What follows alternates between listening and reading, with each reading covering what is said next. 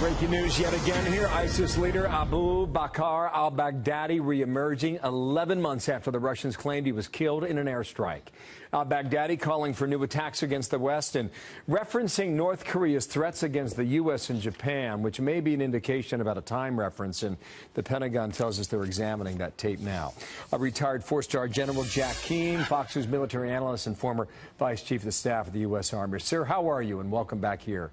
Doing well, Bill. Good to see you. America's Newsroom. Here is one of his quotes: "Besiege them in every corner," Baghdadi apparently says.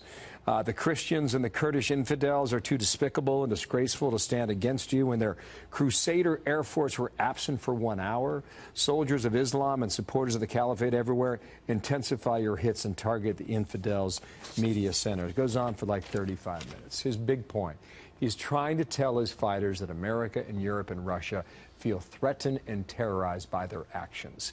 How do you interpret this latest move and the fact that there seems to be proof of life? Well, certainly, I mean, it comes down to verifying his voice. I think our intel agencies will probably be able to do that if they haven't done that already. Certainly, his referencing to current events seems to suggest that who's ever talking on that tape obviously is alive. And I think that the Pentagon was absolutely right in when the Russians said they killed him, and the Pentagon says we're not doing that till we see proof of death.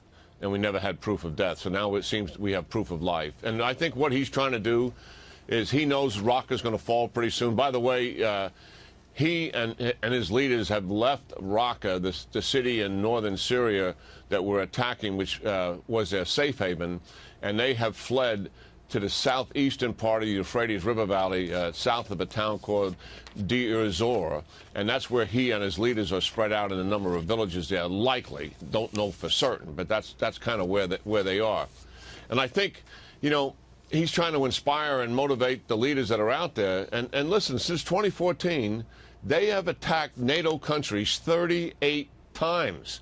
9 NATO countries to include the United States. So, I mean, they are still out there, and obviously, given what we've seen this last year, they are likely to continue to do harm. Wow. On Iran, I just want to squeeze this in because I don't know if you agree with Ambassador Bolton or not, but he's got a strong op-ed out. Here's what he writes. The Ayatollahs are using Mr. Obama's handiwork to legitimize their terrorist state, facilitate and conceal their continuing nuclear weapons and ballistic missile programs, and acquire valuable resources for gullible negotiating partners. Mr. Trump's real decision is whether to fulfill his campaign promise to extricate America from this strategic debacle, end quote. He called it an embarrassment at the UN. Should he cut and leave or not? General? I think what the Trump team... Listen, they don't like the deal. The president has said that during the campaign, and he certainly just said it recently at the UN, as you noted. I think what they're trying to do before they cut out of it, as Ambassador Bolton suggests, they're trying to fix it. You know, the sunset clause where they're going to be able to spin centrifuges and enrich uranium in 10 years on the way to a nuclear weapon, they want to fix that.